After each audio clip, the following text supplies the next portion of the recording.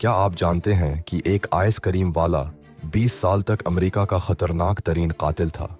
Richard कोकलंस्की दिन में new Jersey में एक प्यारा बाप और शौहर था, लेकिन रात में वो माफिया के लिए लोगों को मारता था।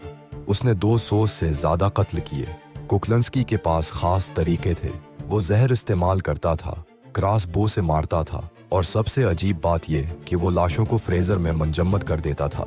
इससे पुलिस को मौत का वक्त मालूम नहीं होता था। 20 साल तक पुलिस उसे पकड़ नहीं सकी। फिर एक खुफिया एजेंट ने इसके साथ दोस्ती की।